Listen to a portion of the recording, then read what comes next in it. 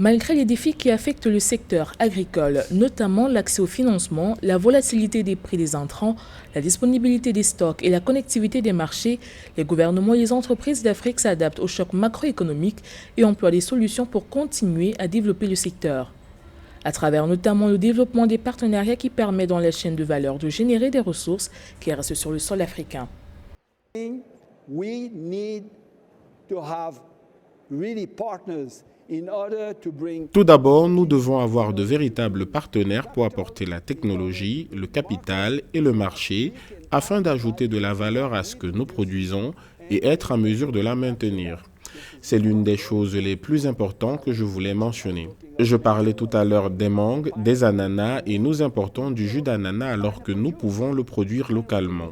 Prenons l'exemple du cacao. Si au cours des 10 prochaines années, je peux capter 25% de la valeur ajoutée au lieu de 6, je vais augmenter mon PIB de 75%, sachant qu'il se lève aujourd'hui à 61 milliards de dollars.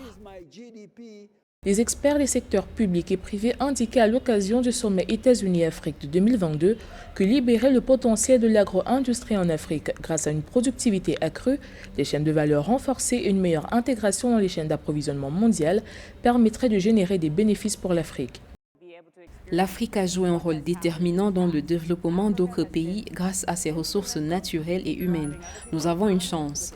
L'Afrique et les pays qui la composent devraient avoir la possibilité de prendre en charge les enfants des autres et de conduire leur propre progrès. Voilà donc le genre de choses que nous nous sommes engagés à faire. Voilà le genre de choses qui peuvent être faites et je crois que cela demande beaucoup de travail. Les défis des agriculteurs qui travaillent dans la chaîne d'approvisionnement de l'agro-industrie demeurent cependant l'accès aux semences et aux engrais de qualité. L'Afrique a de nombreux besoins, mais personne n'investira dans ces besoins. Les entreprises investissent dans les opportunités et notre institution aide les gens à comprendre comment nous pouvons catalyser ces opportunités à partir du terrain. Nous soutenons les entreprises locales pour créer un écosystème qui fournit des services aux agriculteurs. Ils doivent pouvoir avoir des semences et surtout obtenir de l'engrais.